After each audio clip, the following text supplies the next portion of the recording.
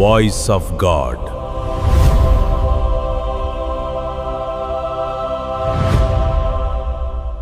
క్రీస్తు నేచర్, క్రీస్తు మనసు నీలోనికి రావాలి. You should be change, you should be transformed. నువ్వుగా ఉండొద్దు, క్రీస్తు రూపంలోనికి నువ్వు మార్చబడాలి. నీ ఆలోచనలు, నీ తలంపులు నీవి ఉండకూడదు. You should change, you should transform into one image. ఆ ఇమేజ్ ఎవరు అనంటే క్రీస్తులోనికి నువ్వు మార్చావు. ఆయన నేచర్ కలిగి ఉండాలి. అందుకే సువార్తలు చదువుతూ ఉంటే మనకు అర్థమవుతుంది యేసు ప్రభు నేచర్. భూమి మీద ఉన్నప్పుడు తను ఎలా నడిచినాడు, ఎలా ప్రవర్తించినాడు అంతా కూడా మనకు సాదృశ్యం. గుర్తుపెట్టుకోండి, we have to learn, we have to learn. మనం నేర్చుకోవాలి. గాడ్ ఎక్స్పోజెస్ అనంట హూ యు ఆర్. దేవుడు ఎక్స్పోజ్ చేస్తాడు నువ్వు ఎవరు అనేది. మాట గుర్తుపెట్టుకోండి ప్రతి ఒక్కళ్ళు కూడా. అలా వాక్యంలోనికి వెళ్ళక నేను ఒక మాట చెప్తా చూడండి. యేసు ప్రభు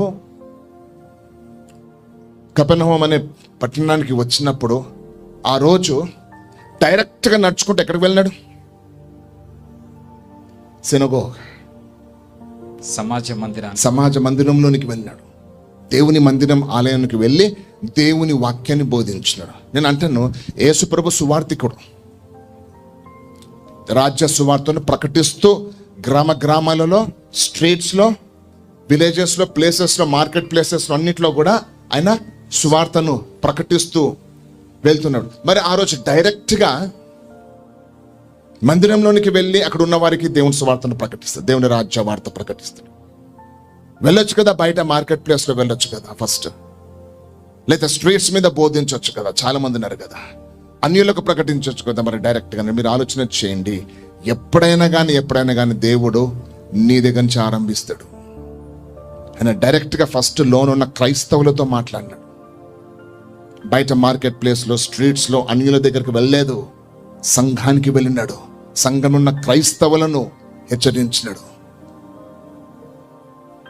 ఎప్పుడన్నా గుర్తుపెట్టుకోండి, గాడ్స్ జడ్జ్మెంట్, తీర్పు అనేది నీ ఇంటిలో నుంచి మొదలవుతుంది. నీ ఇంటిలో నుంచి మొదలవుతుంది. నీ దగ్గర నుంచి దేవుడు స్టార్ట్ చేస్తాడు. అన్యుల మీదకి మొదట వెళ్ళాడు. ఫస్ట్ క్రైస్తవులను దేవుడు తాకిన తర్వాతనే, క్రైస్తవులను ముట్టిన తర్వాతనే వేరే వాళ్ళని ముడతాడు. అందుకే ఫస్ట్ మనకుంటుందన్న మాట గుర్తుపెట్టుకుని అందరూ.